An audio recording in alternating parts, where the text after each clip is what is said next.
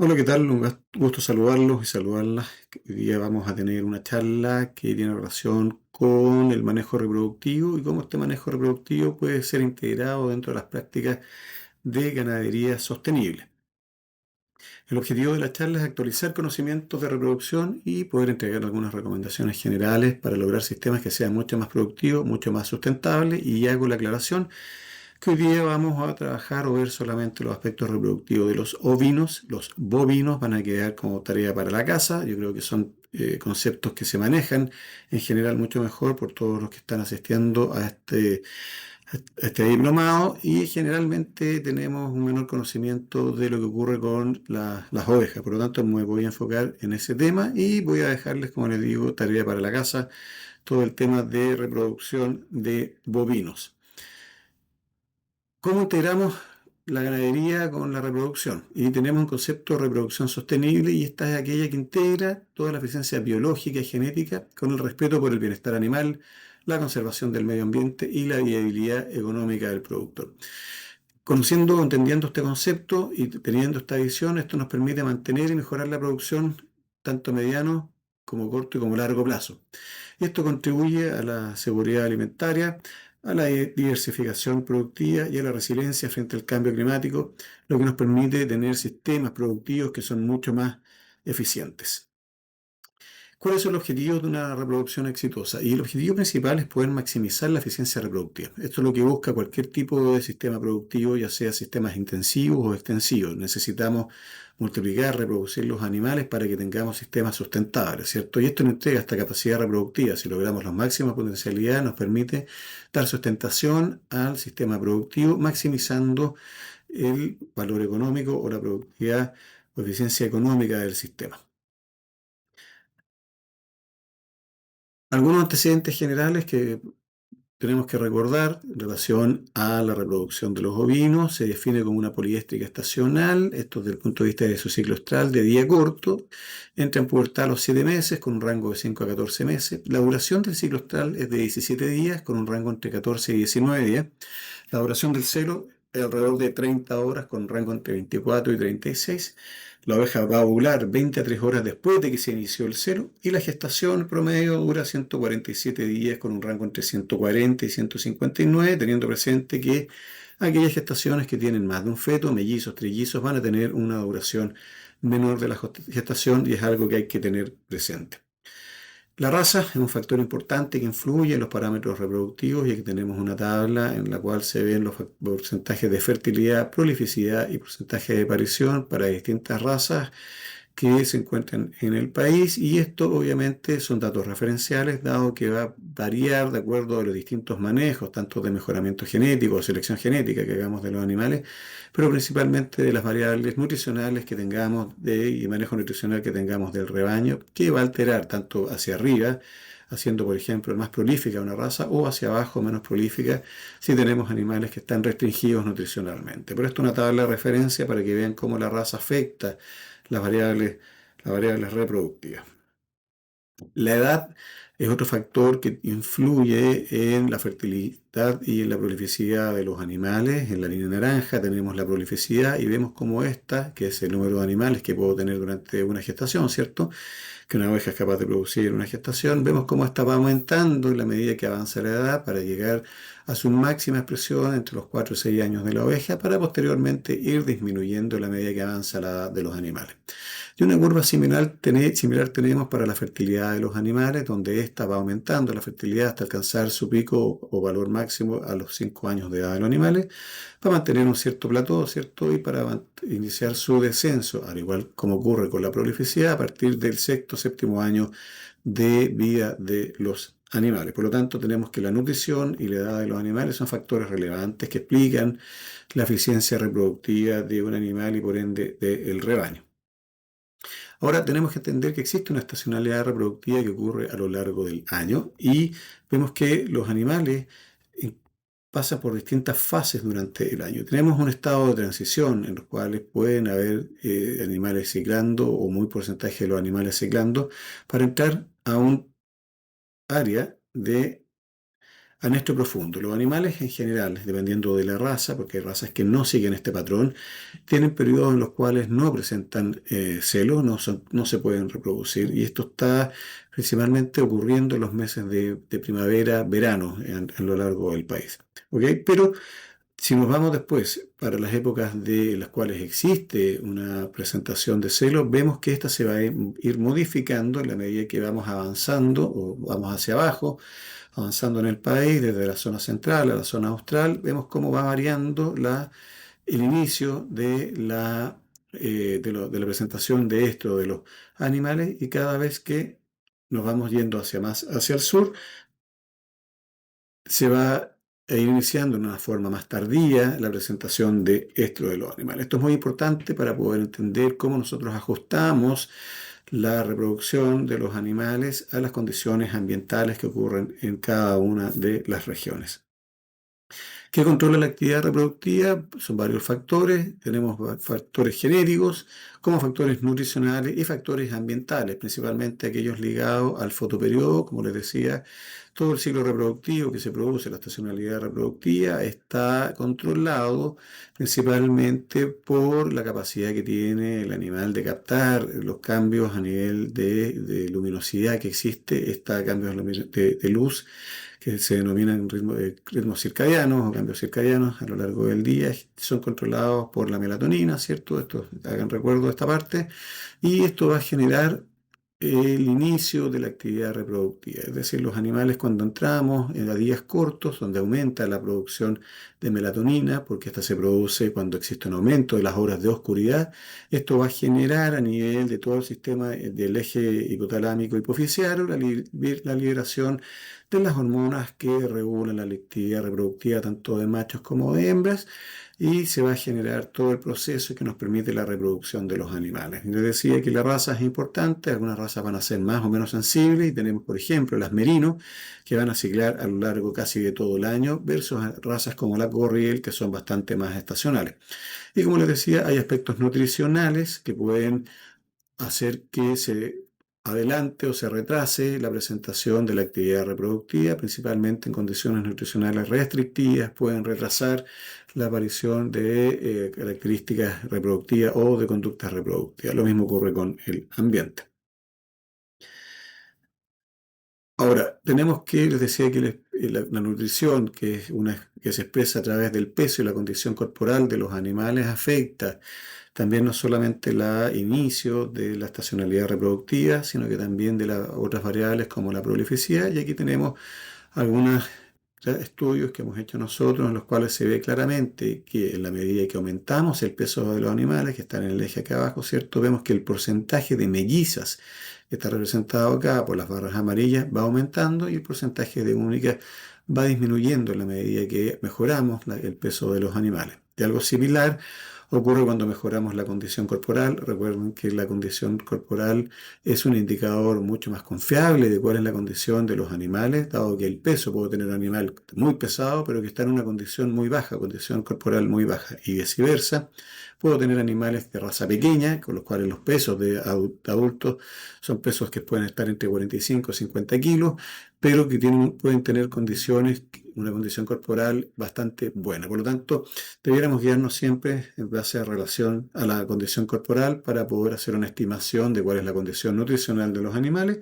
Y nuevamente en la barra amarilla vemos que en la medida que se mejora la condición corporal de los animales, el porcentaje de hembras melliceras va aumentando, ocurriendo lo mismo o algo similar, va disminuyendo el porcentaje de animales únicos cuando va aumentando la condición corporal de los animales.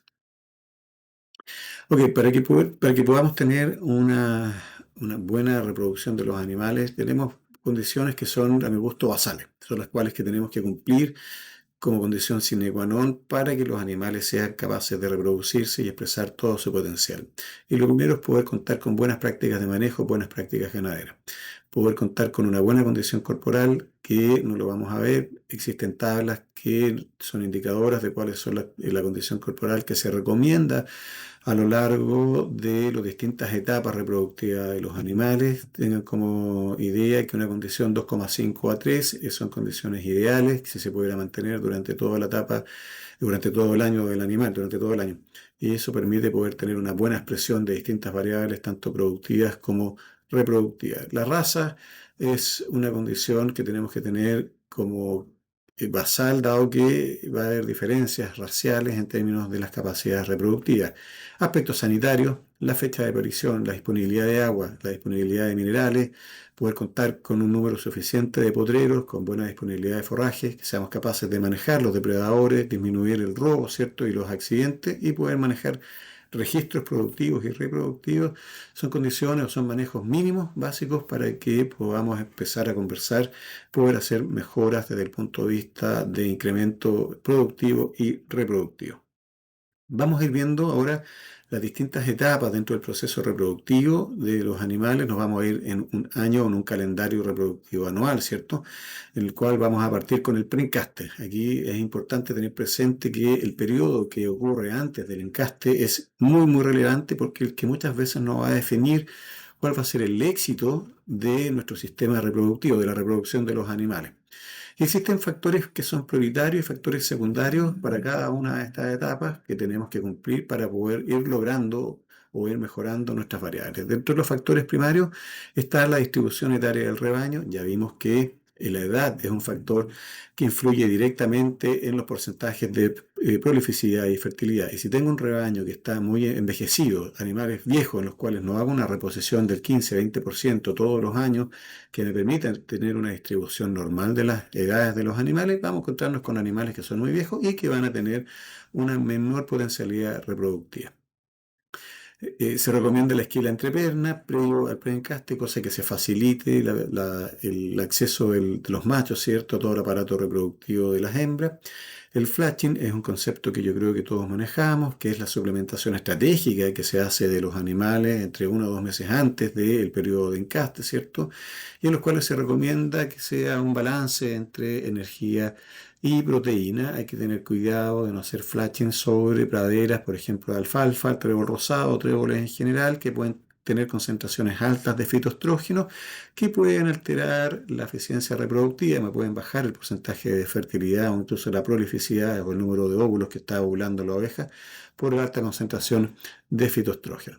Y tenemos otras variables como son la revisión de oveja y la revisión de carneros, que lo vamos a ver más adelante. ¿Cuáles son los factores secundarios? Bueno, incluso aditivos nutricionales que se pueden ocupar preencaste, vitaminas, minerales y la esquila de carneros, si es que los animales fueron esquilados, los carneros, muy temprano en la temporada anterior, para encontrarse con mucha lana a nivel prepucial, a nivel de pene, que eso puede entorpecer un buen comportamiento reproductivo de estos machos. La revisión, perdón, de los reproductores, muy importante. Tenemos que revisar los carneros previo al inicio de la temporada reproductiva, a lo menos 2 meses antes del servicio, porque tenemos que darle el tiempo suficiente. Si nos encontramos con carneros que tienen problemas testiculares o alguna lesión o inflamación, que se puedan recuperar. Y no solamente la recuperación física testicular, sino que además la recuperación de la capacidad de producción de semen. ¿Ok? Tenemos que dar el tiempo suficiente para que se produzca un semen que tenga una calidad suficiente para que estos carneros puedan preñar a las ovejas. Hay que realizar un examen clínico general y el aparato reproductor en particular, siempre pensando en la palpación de los testículos y de los epidídimos para poder determinar aquellos animales que puedan tener inflamación epididimal, que puede estar asociado no solamente a trauma, a golpes, sino que puede estar asociado a enfermedades como brucelosis, que nos va a afectar la capacidad reproductiva del carnero y por lo tanto de los variables o los porcentajes de reproducción del rebaño en su conjunto.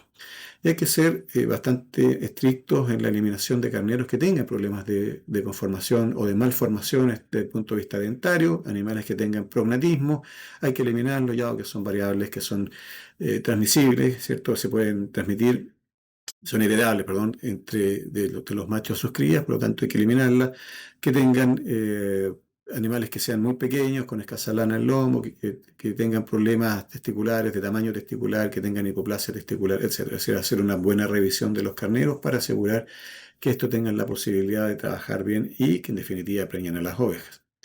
La revisión de las ovejas también es importante. Tenemos que revisar el estado sanitario y corporal de las madres, animales que están muy, muy delgados, condiciones corporales. Acuérdense que va de 1 a 5 en las ovejas que están con una condición al encaste muy, muy baja, estamos hablando de menos de 2 al encaste, van a tener problemas reproductivos, van a ser animales que van a tener una baja prolificidad o una baja fertilidad. Por lo tanto, hay que preocuparse con tiempo de mejorar la condición corporal de los animales, de las ovejas, y esto se hace vía nutrición, mejorando la nutrición de esto.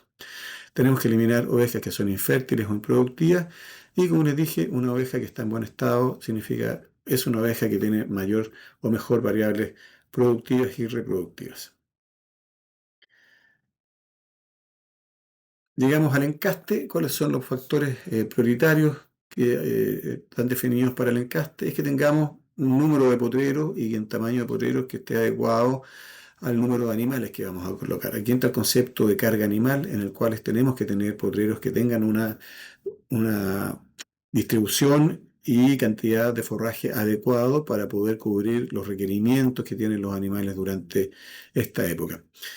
Hay un concepto, hay un tema que cada vez está tomando mayor relevancia, que es que nos encontramos con ovejas que llegan preñadas al encaste. Y esto es un factor que influye enormemente en la capacidad no reproductiva de los animales. Obviamente ya están preñados, pero en la sobrevida de los corderos. Generalmente animales que llegan preñados al momento del encaste y preñadas no deseadas, se nos va a transformar en pariciones fuera de temporada, pariciones en épocas que son complejas desde el punto de vista nutricional o ambiental y que terminan con todos los corderos muertos, y esto afecta la eficiencia productiva del sistema. El encaste por categorías, la edad de las ovejas, la edad del carnero y la prolificidad de la raza, ya vimos que son variables que son importantes para poder ir mejorando, o factores prioritarios para mejorar la reproducción del rebaño. Y algunos factores secundarios, tratar de evitar todos aquellos manejos que generen estrés en los animales. El estrés afecta a la tasa reproductiva, qué porcentaje de carneros voy a utilizar y la fecha de encaste que estoy utilizando en mi sistema. Si yo quiero aumentar la prolificidad o aumentar la capacidad reproductiva y la potencialidad productiva de mis animales, de mis hembras, tengo que aumentar la prolificidad del rebaño.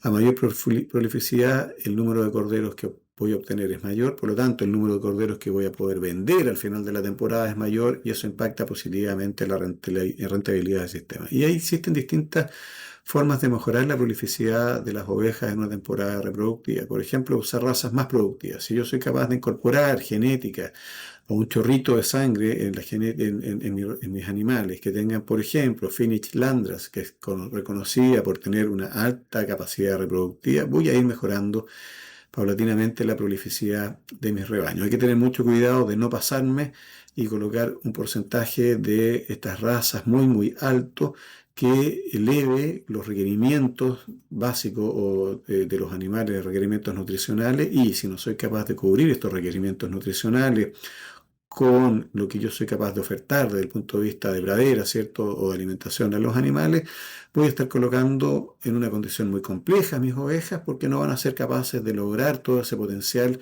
o expresar ese potencial reproductivo, porque no le estoy entregando las condiciones nutricionales que necesita para expresarlo.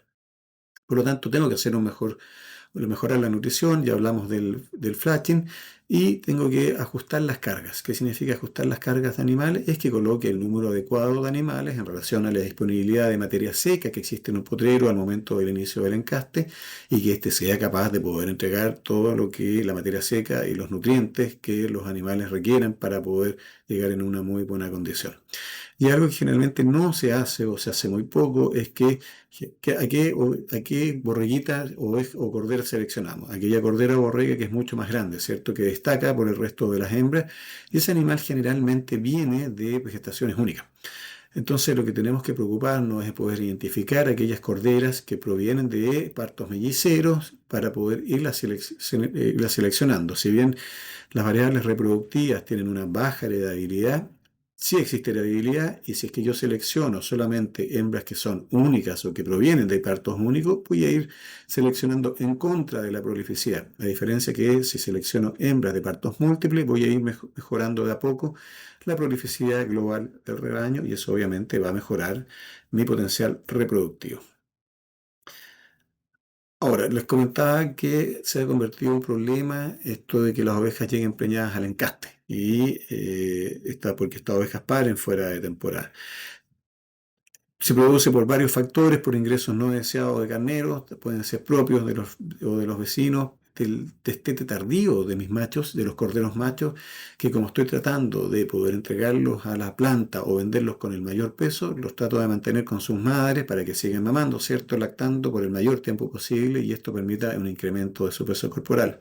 El problema es que tenemos razas que los corderos empiezan ya a montar a su madre en forma temprana, las dejan preñadas y tenemos este problema de ovejas preñadas que llegan preñadas, perdón, al encaste. Y hay formas de poder mejorar esto, por ejemplo, con la separación temprana de los machos de mayor desarrollo o bien con la utilización de la castración de corderos, que me permite eliminar este problema de que las ovejas queden preñadas. Y un punto importante que quiero hacer con este gráfico es que tenemos diferencias, como lo veíamos, de estacionalidad reproductiva por la raza y todos aquellos productores que estén trabajando con razas merino, Dorset o Dorset por merino, van a tener ovejas que van a estar ciclando casi todo el año. Vemos que en la temporada de verano, si bien les decía que el verano existe una condición de anestro, es decir, que no, la oveja no cicla, vemos como el 60% de los animales que son de razas merino estarían ciclando en esas épocas que otras razas, por ejemplo, como la Corri, el Border, etcétera, no estarían ciclando o lo estarían haciendo en un menor porcentaje. Por lo tanto, esto hay que tenerlo muy, muy presente para aquellos productores que trabajan con merino, que tienen que hacer un manejo mucho más exhaustivo de los machos, ya sean propios, como así mantener en buenas condiciones los alambrados perimetrales para que no tengan problemas que machos se metan y les encasten, les preñen los animales, las ovejas fuera de temporada, con todos los problemas que esto acarrea. Ok, vayámonos a la reproducción de los animales. Existen distintos tipos de reproducción, puede ser natural, y hablamos de monta natural cuando colocamos los carneros, ¿cierto? Y esto puede ser monta libre, en los cuales colocamos los carneros en el campo y estos se dedican a montar a todas aquellas hembras que entran en celo, pero también puede ser una monta dirigida y esto es interesante cuando tengo machos que son seleccionados, muy buenos machos y tengo muy poquitos y tengo pocas hembras, puedo ir colocándole las hembras que entran en celo al macho que las vamos a montar y de esa forma puedo hacer un mejor manejo de ese macho, es decir, identifico las hembras que están en celo a través de machos celadores o de retajo. Esa hembra se la lleva el macho, que es mi macho mejorador, ¿cierto? Y ese macho monta solamente una vez esa hembra. Eso me permite utilizar ese macho en un mayor número de hembras. ¿Por qué? Porque si estuviera montando en forma libre, ese macho va a montar en forma repetitiva, repetida a la misma hembra, con el desgaste reproductivo que eso conlleva para el macho. Y existe otro tipo de reproducción que es la artificial, donde tenemos el uso de la inseminación artificial, ya sea con semen fresco o con semen congelado, y también la transferencia de embriones. ¿Cuánto tiene que durar el servicio? Debe ser corto y debe estar ligado a o realizado en una época que sea favorable, pensando siempre en que aquí se tiene que favorecer que los partos ocurran en aquella época del año en el cual existe una mayor distribución o mayor disponibilidad de materia seca, de forraje y no solamente de materia seca, sino que también de nutrientes. Y esto nos permite que las apariciones ocurran en esta época, nos permite un mayor porcentaje de sobrevida de los corderos. Al momento del parto, acuérdense que las mayores mortalidades de los partos ocurren dentro de las primeras 72 horas ocurrido el parto y está asociado principalmente a condiciones de bajo peso de los corderos y condiciones ambientales, de un complejo ahí frío inanición generalmente, donde los corderos que nacen con poco peso no se alcanzan a secar, nacen con bajas temperaturas y terminan muriéndose por estas condiciones, lo que es mucho más importante, ocurre en mayor porcentaje en aquellas gestaciones que son melliceras o múltiples.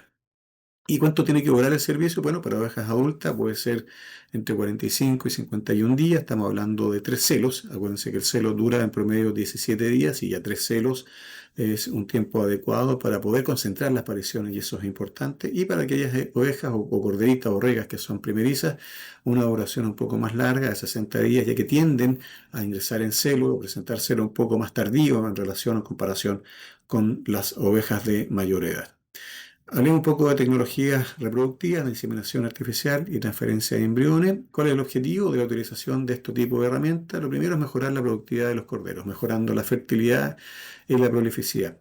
El uso de estas tecnologías me permite mejorar el componente genético del rebaño al yo poder utilizar aquellos machos que fueron seleccionados por sus características y que son machos mejoradores de esas características. Me permite optimizar el uso de reproductores, me permite controlar enfermedades reproductivas puedo adaptar en forma rápida el sistema a la demanda productiva si es que produzco lana y de la noche a la mañana, como ya ocurrió, se cae el precio de la lana y quiero cambiarme a carne, producción de carne, puedo a través del uso de inseminación, por ejemplo, incorporar genética carnicera de una forma mucho más rápida en el rebaño, haciendo un cambio mucho más acelerado de mi sistema productivo y eso me permite adaptarme a las condiciones, tanto pueden ser ambientales o pueden ser de mercado, que me permitan seguir siendo sustentable económicamente en el tiempo. Y puedo reducir costos y mejorar la rentabilidad del sistema si es que utilizo este tipo de tecnologías reproductivas. Inseminación artificial, existen tres tipos de inseminación artificial en ovino. La primera es la cervical, que es la inseminación convencional, que puede utilizarse con semen fresco o semen refrigerado, y este método lo que hace es que deposita en el cuello uterino el semen. Tiene una tasa de eficiencia entre el 40 y 60%, en algunos papers se menciona que puede llegar hasta el 80%, pero seamos conservadores, eso es más o menos la tasa que uno deberá barajar. Acuérdense que el cérvix de la oveja, a diferencia de la vaca, no se puede atravesar porque tenemos los anillos que están sobrepuestos entre sí y no puedo pasar con la pipeta como lo puedo hacer con la vaca. Por lo tanto, por eso les digo que el semen se coloca o a la entrada del cérvix, perdón, o bien a nivel a nivel vaginal.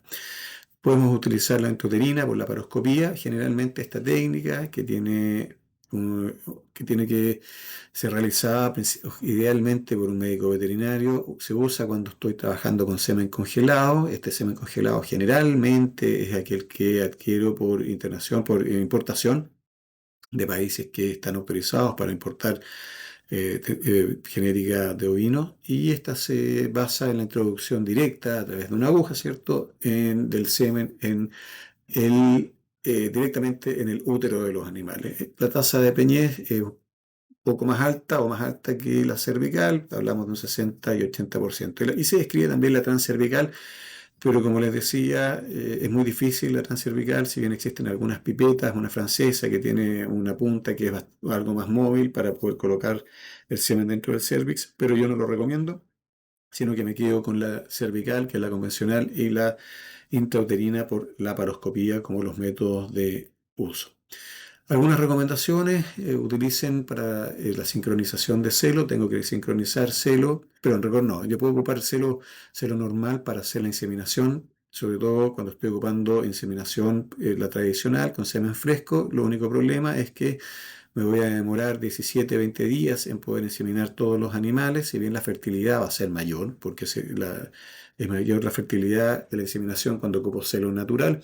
La verdad que desde el punto de vista económico y de maximización del uso del tiempo no es tan eficiente dado el tiempo que tengo que demorarme o esperar para poder inseminar todos los animales. Si yo quiero sincronizar, tengo dos alternativas: el uso de esponjas con progestágeno, ¿cierto?, como los CIR, que existen en par de versiones. El CIR, que es plástico, ¿cierto?, un dispositivo que tiene forma de T, o bien esponjas que vienen ambos con un distinto porcentaje o de concentraciones de progesterona. Y una recomendación: que si ocupo CIR o esponjas con progesterona, traten de utilizar gonadotropina coriónica equina, que me permite mejorar la fertilidad entre 200 400 unidades internacionales. No se pasen de 350 a 400 unidades internacionales porque van a tener un porcentaje alto de trillizos, incluso de cuatrillizos. Es importante manejar ese concepto. Y otra alternativa para poder hacer una sincronización de celo es el uso de prostaglandina, que es bastante más barato que el uso de CIR o de esponjas con progestágeno, y se recomienda usar dos dosis separadas entre 10 y 14 días. Existen recomendaciones para utilizar SG cuando uno utiliza prostaglandina. Es un trabajo acá de Banchero que se los coloco ahí abajo, donde estudiaron una aplicación de SG de 200 unidades internacionales al momento de colocar el segunda aplicación de la dosis de prostaglandina, y se ve un aumento de un 14%, ¿cierto?, en la presentación, en la prolificidad de los animales cuando se ocupa SG. Me refiero a SG, que puede ser nuevo hormón, para darles un nombre, al momento de la segunda aplicación, de la segunda dosis de prostaglandina. Entonces, dos alternativas de sincronización: esponja y el uso de progestágeno.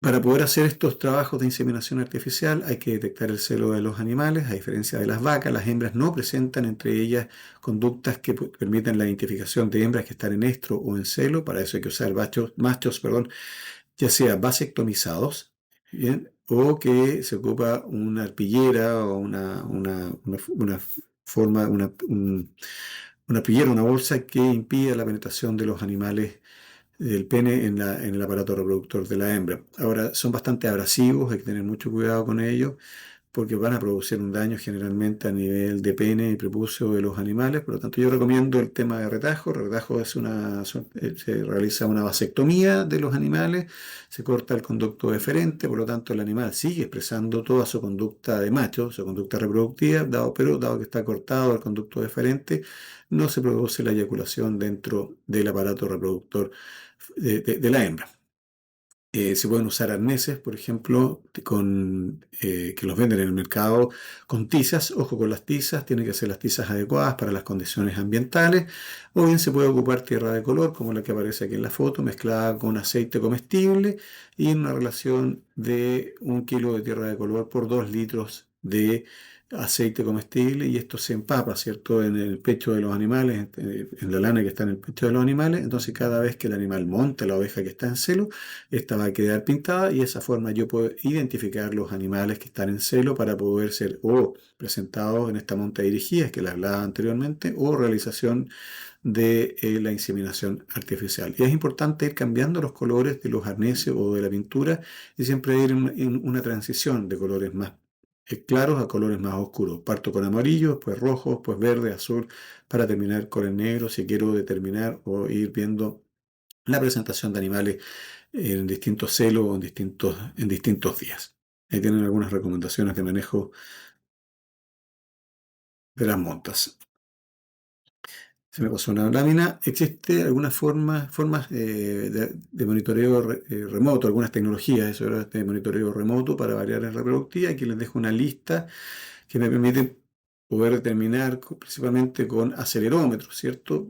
Conductas que son indicadoras de la presentación del estro, por ejemplo, la velocidad del desplazamiento, la monta, el cambio de temperatura del cuerpo, el cambio de conducta, etcétera. Por lo tanto, solamente como corolario, como nota al margen, que existe algunos elementos tecnológicos para poder hacer la determinación de las hembras que van a entrar en celo y se los dejo ahí como antecedente general por si alguien quiere revisarlos.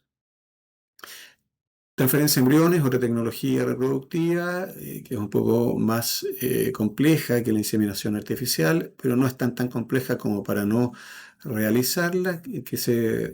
¿De qué hablamos cuando hablamos que nos referimos de transferencia de embriones? Que superovulamos una oveja que es de alta calidad genética, a esa oveja la inseminamos con un carnero de alta calidad genética y vamos a ser capaces de producir una mayor cantidad de embriones por esa oveja que normalmente, si bien produce 1 o 2 crías al año, con la transferencia de embriones y con la superovulación somos capaces de producir un mayor número de óvulos, ¿cierto? Y un mayor número de embriones por cada una de las hembras que está dentro del proceso de superovulación.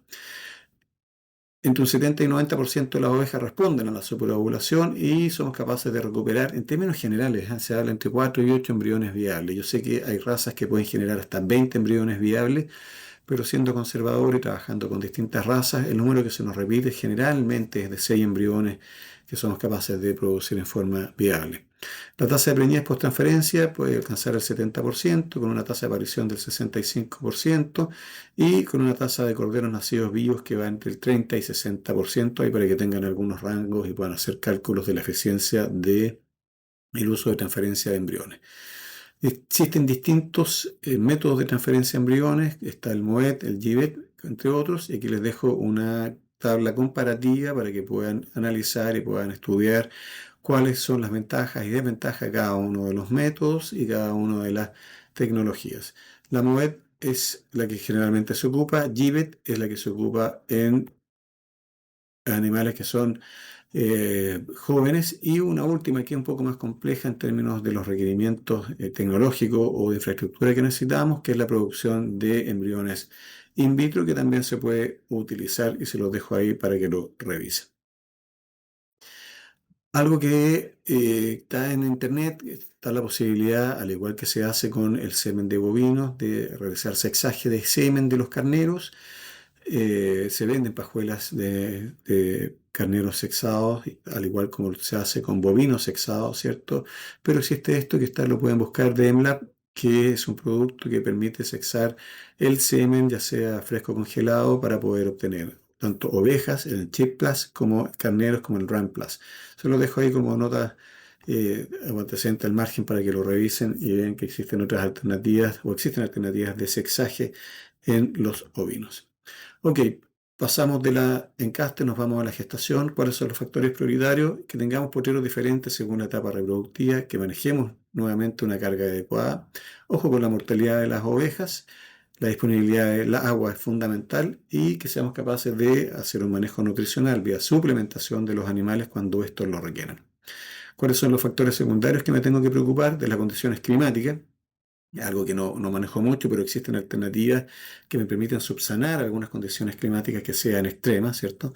El diagnóstico de gestación por ecografía lo vamos a ver, reconocer y poder ver qué es lo que está pasando en términos de aborto de los animales y la esquela preparto, que también la vamos a comentar. Algunos conceptos generales de los factores que son maternos, placentarios y fetales, que yo creo que estos son de conocimiento general y es bueno tenerlos presentes. A medida que aumenta el número de efectos, el peso al nacimiento de los corderos va a ir disminuyendo. Si tenemos animales que son cuádruples o trillizos, estos van a tener un 63%, un 70% o un 83% si son mellizos del peso que si fueran partos de cordero único. La edad de la madre es otro factor que influye. Existe un menor peso de los corderos entre el primer y segundo parto y las ovejas más viejas también tienen, cuando hablamos de más de 9 partos, tenemos que sus corderos pesan menos que si fueran animales de entre 4 y 6 dientes, ¿vale?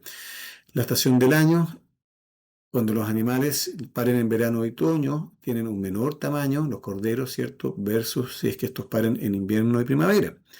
Si están animales en altitud, estamos en altura, en el altiplano, vamos a estar en una condición de hipoxia de los animales, es decir, de baja tensión de oxígeno, y eso va a afectar el desarrollo fetal y va a afectar el peso de los corderos. Y estos corderos que están en altura pesan entre o cerca de un 24% menos de aquellos animales que están a nivel del mar.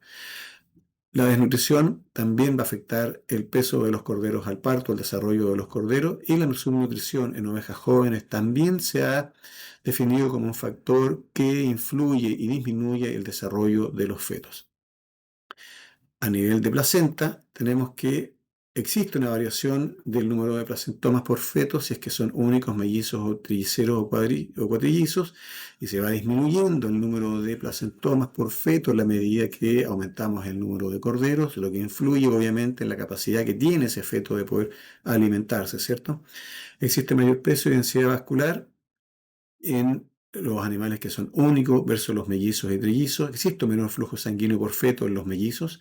Existe una menor concentración de metabolitos en los mellizos que en los únicos, menor concentración proteica, un menor tamaño placentario, lo que disminuye la capacidad de transporte de glucosa y de aminoácidos, afectando el desarrollo de estos animales. Y por último, existen variables que son propias del feto, como que los fetos mellizos tienen menor tamaño muscular porque tienen mayor tamaño en número de fibra y área muscular.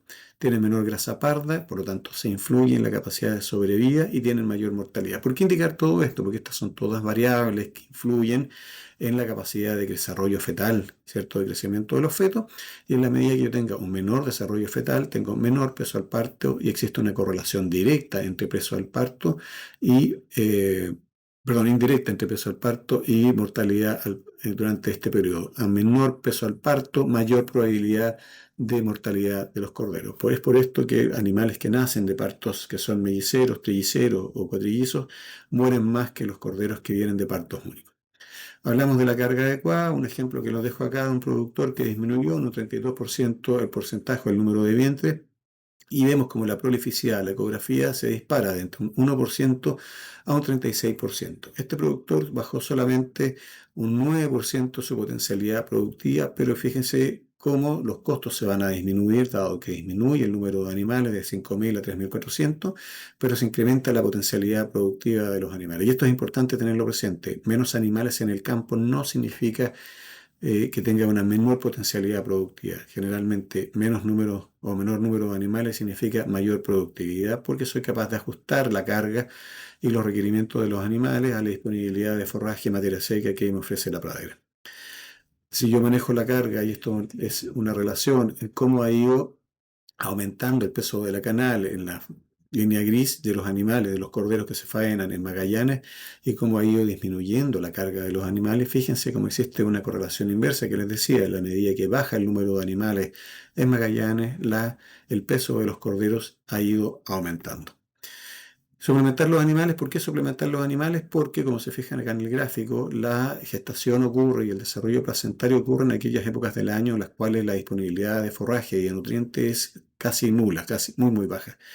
Por lo tanto, el animal depende de la movilización de sus reservas nutricionales. La oveja tiene que movilizar no solamente grasa, sino que también músculo para ser capaz de soportar y apoyar el desarrollo placentario y el desarrollo fetal. En algunos casos, como Magallanes, existe solamente un aporte del 30% de la proteína cruda y un 70% de la energía metabolizable en los meses en los cuales se produce el desarrollo fetal, y esto explicaría por qué en nuestras condiciones, lo mismo que ocurre en Coyhaique, existe una alta tasa de mortalidad de corderos al parto que nacen con un muy bajo peso.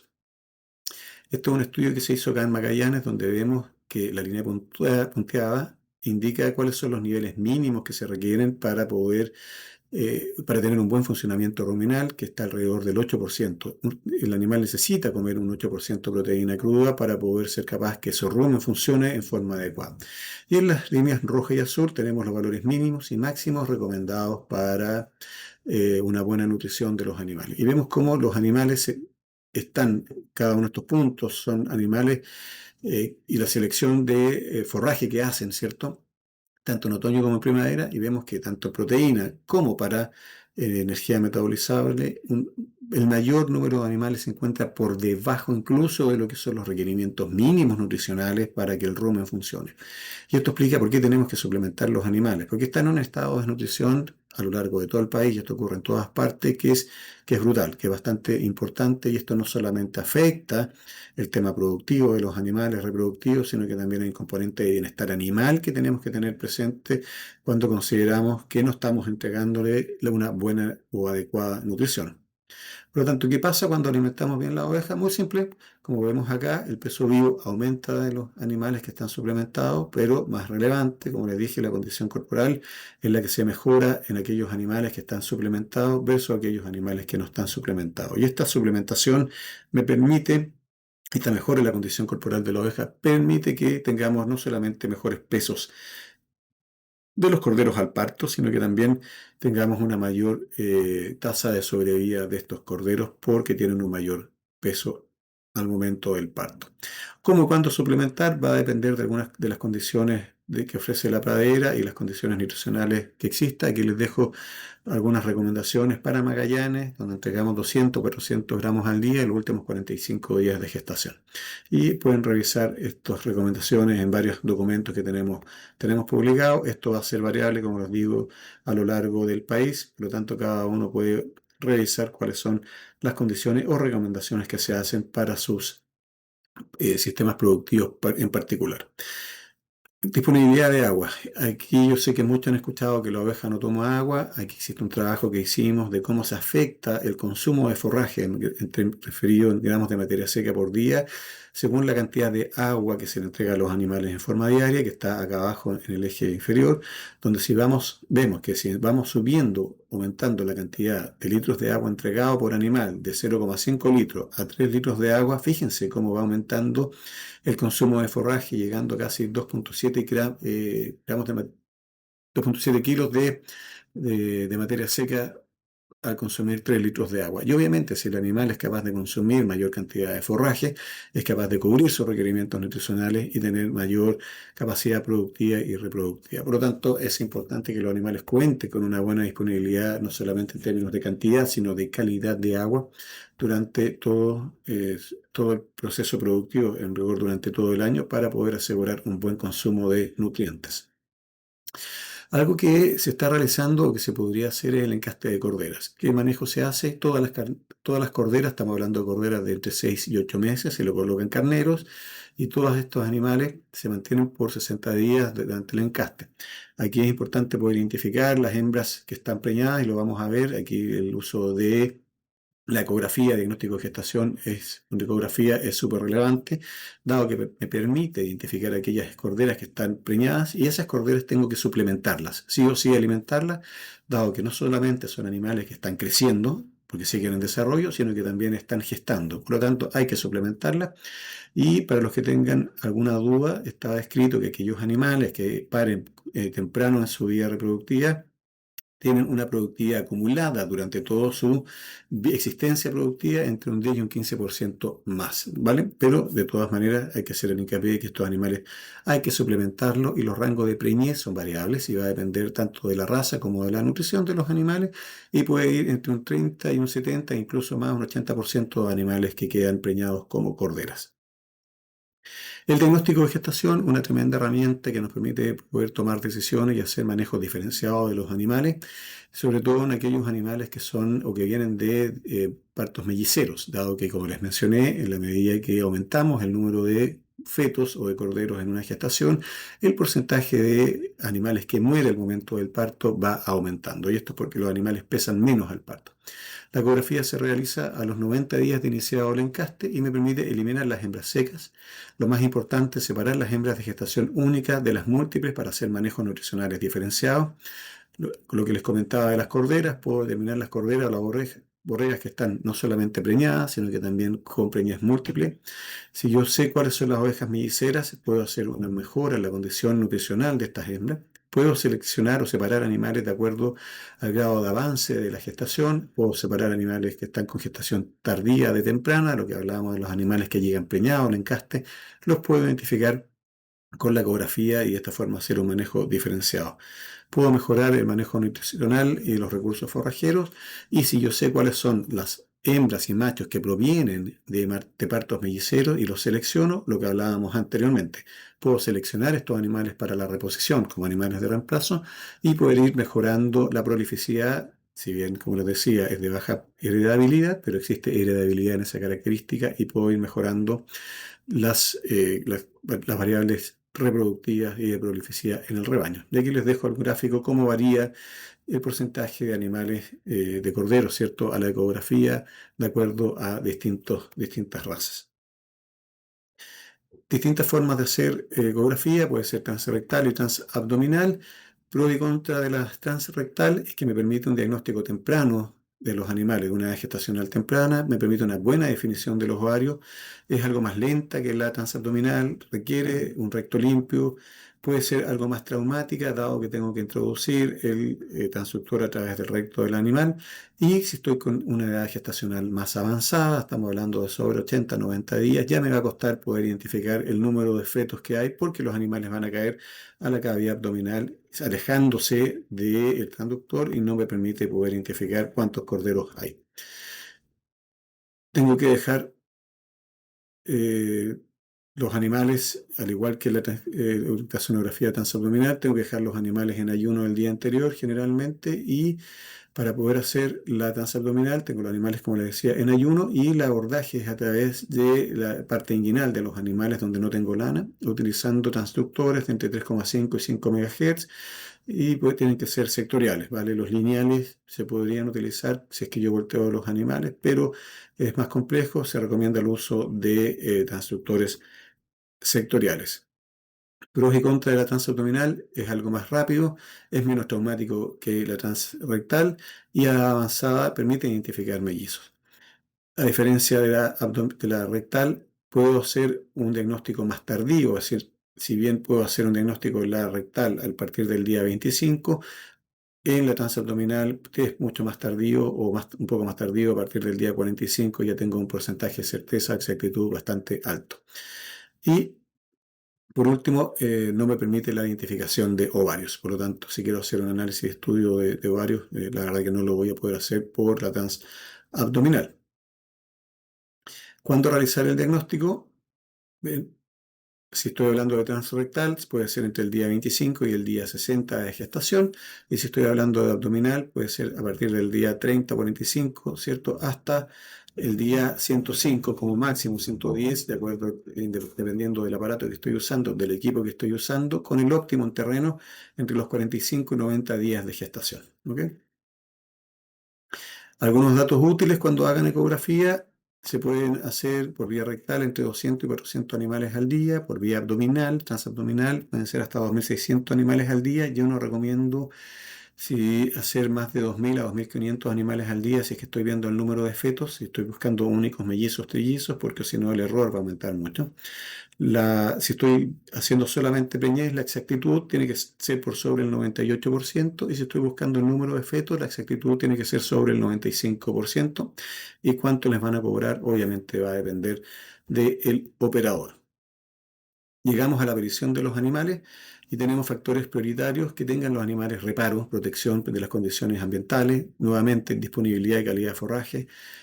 El peso del cordero al nacimiento es muy relevante, ya lo hemos visto a lo largo de la presentación, que el cordero tenga acceso a la ubre, bajo qué clima van a parir, que seamos capaces de controlar los depredadores de los corderos, que los animales paran en condiciones sin estrés, tranquilidad, cosa que no se produzcan destetes indeseados, que el productor o los trabajadores tengan la capacidad de la formación para atender el parto y distocias que se puedan producir, que la oveja tenga una buena calidad de calostro y que exista una buena habilidad materna para que esa oveja sea capaz de cuidar y alimentar ese cordero. Y factores secundarios que pueden afectar la sobrevida de los animales, principalmente está asociado a accidentes que pueden ocurrir en el campo. Reparo, estos son datos de un trabajo y un proyecto que desarrollamos acá en Magallanes de parición a galpón, y vemos que se trabajó solamente con ovejas paridas, donde se ingresaron 642 ovejas paridas. Y aquí lo importante es irnos a este valor. Generalmente las tasas de sobrevida de las ovejas o de los corderos que vienen de partos melliceros en condiciones ambientales de Magallanes no supera el 85-90%. Si yo suplemento los animales durante el último tercio de gestación a los mellizos, subo un 146% la tasa de destete que tengo de los corderos. Pero si yo hago aparición a galpón, generalmente soy capaz de sacar del galpón un 188% de los corderos. Acuérdense que son todos mellizos, por eso el porcentaje es sobre 100. Sin embargo, existe todavía hoy tiene que haber una preocupación de la pérdida que se produce entre la salida de todo este sistema de parición a galpón y el destete, porque existe un alto porcentaje de corderos que mueren principalmente en nuestras condiciones por depredadores. Sin embargo, existe un porcentaje mayor de sobrevivencia que está alrededor del 155%, que es superior a este 146% que yo les mencionaba, que se logra cuando yo suplemento las ovejas con concentrado desde el día 90 hasta el momento que ocurre el parto. Solamente como dato al margen, para que vean, esto es una comparación de los pesos de los corderos entre Nueva Zelanda en azul y Magallanes en rojo, y vean cómo nuestros corderos, la verdad que tienen un peso muy, muy, muy bajo. En general, los corderos únicos pesan lo mismo que los trillizos en Nueva Zelanda. Y solamente comentarles esto para transmitirles la importancia de las condiciones ambientales y nutricionales para el efecto que tiene esta sobre el desarrollo fetal y peso al parto, porque la medida que el porcentaje que el peso de los corderos va aumentando hasta cierto punto, tenemos que la capacidad de sobrevivencia de los corderos es mayor. Sin embargo, si nos pasamos sobre 6 a 8 kilos, la existencia de distocia, es decir, de problemas al parto, aumenta, lo que se traduce también en pérdidas de los corderos al parto. En resumen, bajo peso o muy alto peso, mortalidad de los corderos. Peso entre 4 y 5 kilos y medio son pesos ideales para poder tener una alta tasa de sobrevivencia de los corderos al parto. Hablamos de que la calidad de calostro era relevante. Las ovejas únicas tienen más proteína y lactosa que las melliceras. Si tengo animales con una restricción nutricional, esto va a afectar la cantidad y la calidad del calostro. Esto va también a afectar el tipo de preñez, va a afectar la concentración que tengo de inmunoglobulina, ¿cierto? Que se traspasan de la madre al cordero y esta va a tener las melliceras una disminución de la inmunoglobulina bastante más rápida que las únicas. Y existe un menor crecimiento postnatal y una mayor mortalidad de mellizos. Estos son estudios que hemos realizado aquí en Magallanes para que los tengan presente, que no solamente se afecta el peso de los corderos, sino que los mellizos también tienen alterado la calidad de las hembras mellizas, la calidad del calostro y obviamente eso va a afectar la tasa de sobrevivencia de los corderos. Ahora, existen formas de poder mejorar la calidad del calostro y un tema importante que hay que tener presente es que la densidad del calostro en las ovejas melliceras es súper alto. Eso quiere decir que las ovejas, en vez de producir un calostro que sea líquido, es un calostro bastante denso, bastante espeso, lo que imposibilita o complica mucho más al cordero poder tener acceso a ese calostro y si no toma calostro el animal termina muriéndose. Una forma de mejorar o diluir el calostro, cosa que el animal tenga una mayor facilidad de acceso a este nutriente, es con la entrega de granos, de suplementación con granos previo al parto. 10 días previo al parto vemos cómo la entrega de avena me permite mejorar sustancialmente los porcentajes de señalada y de estete versus la entrega de un concentrado proteico. Aquí lo importante es entregar un concentrado o un grano que sea energético, en este caso fue avena.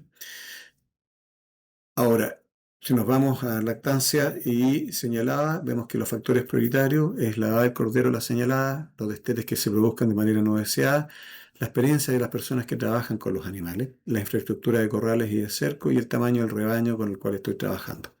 Y existen factores secundarios como los manejos que se hagan durante la señalada, descoles, la marca de los animales propiamente tal, la fecha que lo hago, la tranquilidad de los animales y el manejo del destete.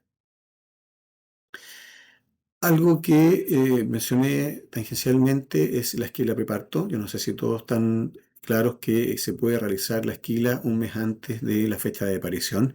Esto me permite aumentar, y lo que se busca es aumentar el consumo de forraje por parte de las ovejas, porque van a aumentarse los requerimientos basales, ¿cierto? Al aumentar el consumo de forraje, lo que se va a lograr es que se transfiera esos nutrientes de la madre al feto. Este feto crece más, uno, dos, tres fetos, y estos fetos al nacer con mayor peso, bueno, soy repetitivo, tienen un porcentaje de sobrevivencia mayor. Por lo tanto, aquí vemos que existe un impacto directo de la esquila preparto, la tasa de sobrevivencia de los corderos versus una esquila que se hace posparto. Y esto hay que asociarlo además a la tasa de sobrevida de las ovejas. Al sacarle estos 4,5 kilos, 5 kilos de lana de vellón, los animales, si se caen, por ejemplo, van a poder pararse y disminuimos la mortalidad de ovejas al poder o al realizar la esquila preparto. Entonces, se realiza entre 20 y 30 días la esquila preparto como recomendación de la fecha de parición. Ok, otras estrategias para mejorar el peso, el peso de los corderos al nacimiento y la sobrevivencia de mellizas. Aquí vuelvo a repetir, la suplementación con grano, esto ya lo vimos anteriormente, que me permite mejorar la viscosidad, disminuir la viscosidad del calostro y mejora la sobrevida de los corderos. Aquí pido disculpas, aquí esto ya lo vimos, se repitieron las diapositivas. Y voy a volver atrás un poquito, existen otras posibilidades de suplementación estratégica, como es el uso de Cosetán, que todos lo conocemos, y de avena, y en ambos casos, tanto la avena como Cosetán tienen porcentajes de marca bastante y significativamente superiores a lo que se produce con el control, destacando el de Cosetán por sobre el de avena para que lo tengamos presente. Ojo con el tema de la vacunación, los animales tienen que estar vacunados contra enfermedades clostridiales, enterotoxemia principalmente. Voy a hacer un cambio en la alimentación de los animales y tienen que estar con la vacuna al día. Y le tiene que hacer una entrega que va creciendo en términos de tiempo para ir adecuando o acostumbrándose el animal a este cambio nutricional. Por lo tanto, cuidado con esos cambios bruscos de nutrición que pueden terminar llevándonos o a una acidosis subclínica clínica o bien a la muerte de los animales por enfermedades clostridiales como la enterotoxemia. Y lo que lo decía aquí, ojo con todo eso, ahí les dejo algunas recomendaciones. Otra alternativa que se puede usar y que se puede entregar a los animales para mejorar la tasa de crecimiento de los animales es la utilización de vitaminas antioxidantes como la C y la E durante la gestación. Esto principalmente en hembras melliceras, dado que estas hembras, como lo vimos en esa lámina, ¿se acuerdan que veíamos que había un menor traspaso de nutrientes en los mellizos por un menor desarrollo placentario y un menor número de placentomas? Estos animales están en una condición de baja concentración de oxígeno, lo mismo que ocurre en los animales que están en altura, y esta condición baja de oxígeno nos lleva a una condición de estrés oxidativo. Este estrés oxidativo se traduce en un menor desarrollo o crecimiento fetal. Si yo doy vitamina C y E durante la gestación por vía oral y se puede mejorar la tasa, se disminuye, ¿cierto? Este tema de estrés oxidativo, se mejora la capacidad antioxidante fetal en el feto y esto permite un mayor desarrollo fetal y no solamente de crecimiento durante la gestación, sino que también permite una disminución de la mortalidad neonatal y se ha visto también que existe un mayor crecimiento posparto de estos animales que reciben suplementación con vitamina C y E.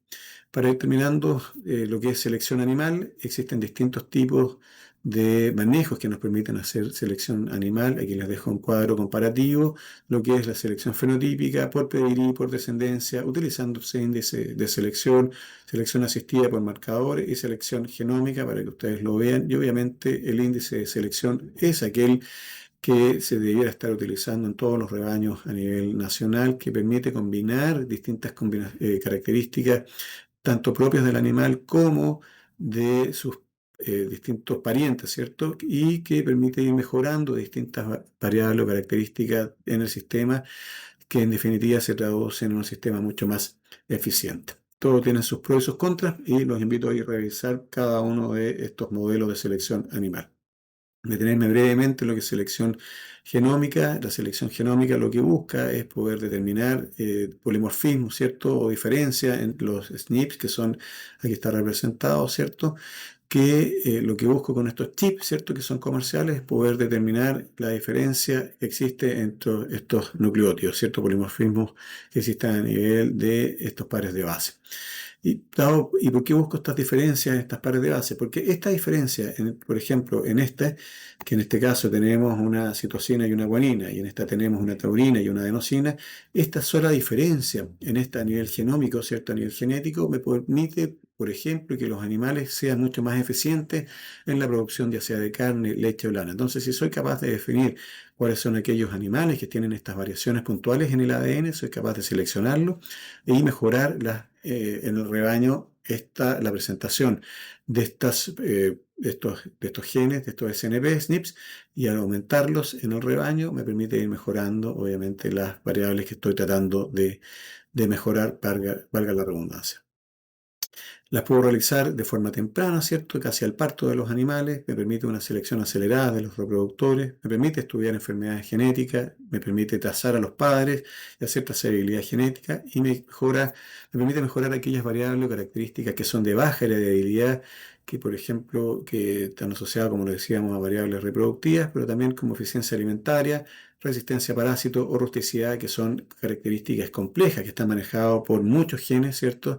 Y no solamente por un solo gen, y al poderse determinar estos animales con estos chips, que la presencia de estos genes, puedo ir mejorando estas características complejas desde el punto de vista de producción. Existen distintos chips para selección genética, aquí les dejo distintos nombres, marcas, para que ustedes lo tengan presente y si en algún minuto lo quieran utilizar, puedan hacerlo. Voy a hacer un resumen de cómo integramos todos estos manejos y cómo se integran desde el punto de vista del manejo reproductivo con la sustentabilidad. Existen distintas estrategias para poder hacer esto, desde la planificación del calendario reproductivo y la estacionalidad. Si yo sincronizo los encastes, los partos con los picos de disponibilidad forrajera en primavera o otoño según la zona, esto me permite reducir los manejos de suplementación que voy a hacer y me permite parir en épocas que son mucho más adecuadas para la realización de los partos, para que ocurran los partos. Tengo que hacer manejos de ciclos anuales, ojo con las razas que son estacionales, hay que planificar los ciclos para concentrar los partos y manejar los lotes para poder hacer distintos manejos de destete, vacunación, castración o venta, etc. Segundo punto, manejo de la condición corporal y la nutrición estratégica. Tengo que, ya lo vimos, hay que mantener una condición corporal óptima de los vientres antes del servicio durante el periodo periconcepcional, porque si yo manejo, como lo vimos, una buena condición, tengo una mejor respuesta ovárica, mayor prolificidad. Realización de flatting o engorde preservicio. Esto es, ya lo vimos, el tema del flatting, lo conversamos. Y aquí es importante, algo que no se los mencioné, el flatting responde mejor, o las ovejas que mejor responden al flatting no son las ovejas más flacas o las más obesas, no las con condición 1 o las condición 5, pero sí ocurre mejor o se expresa mejor o resulta mejor el flatting con aquellos animales que están en una condición nutricional o condición corporal deprimida. Estamos hablando de animales 1,5 o 2. Esos animales van a responder mejor a lo que es el flatting en comparación con animales que están con una baja condición corporal. Y la suplementación, ya lo vimos en gestación, durante la gestación tardía y durante la lactancia, me permite reducir la mortalidad de los corderos por mejorar el desarrollo fetal. Hagamos selección genética y manejo de reproductores, tengo que hacer la evaluación andrológica, ¿cierto? Tenemos que vigilar la fertilidad y el nido de los carneros, la rotación y reemplazo de aquellos carneros que vemos que están con una baja conducta reproductiva, hay que reemplazarlo. Hay que promover la genética local y adaptada. Ojo con las razas que son locales, porque estas tienen una historia de adaptación a las condiciones ambientales en las cuales se desarrollaron. Por lo tanto, existen variables de rusticidad, de prolificidad, de eficiencia alimentaria que muchas veces no tienen las razas nuevas que estamos incorporando. No digo que no sea bueno incorporar nuevas razas, ya lo vimos con las razas prolíficas como la Finnish Landras.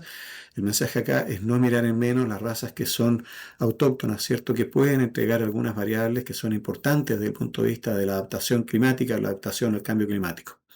Uso estratégico de la inseminación artificial o transferencia embrionaria en programas comerciales o mejoras genéticas, considerando el costo-beneficio en sistemas extensivos. Tenemos otra estrategia como son la sincronización de esto y la cubierta o el encaste controlado. Ya vimos que existen protocolos de sincronización y uso de carneros que permitan concentrar partos y optimizar la mano de obra. Se pueden utilizar esquemas de apareamiento controlado, estos trabajando con lotes por el estado corporal, lotes por edad de los animales, y esto nos permite homogenizar las pariciones y homogenizar manejos, disminuyendo los costos operacionales. Hay que manejar bien los porcentajes de carneros en relación a las hembras, hay que ajustarlos de acuerdo a la edad de los animales, de acuerdo a la condición de los animales y al tipo de sistema con el cual estoy trabajando, o si estoy trabajando con carneros jóvenes, estoy trabajando con terrenos con lomaje, con bosques, etcétera, o accidentados, tengo que aumentar el porcentaje de carneros. Un porcentaje 1,30 a 1,50 en extensivo se puede utilizar. Si estoy trabajando con razas como Suffolk, puedo disminuirlo al 10%, 1 cada 100, por ejemplo, o 2 cada 100. Eso va a depender de las condiciones de manejo. Ojo con las condiciones sanitarias, no hablamos nada de sanidad o muy poco. Programas de vacunación y control de enfermedades que afectan a la fertilidad y la viabilidad embrionaria tienen que realizarse. Existen distintas enfermedades que afectan a las ovejas y a los machos, ya hablamos de brucelosis, hay que identificarlas y hay que hacer los tratamientos y los controles adecuados.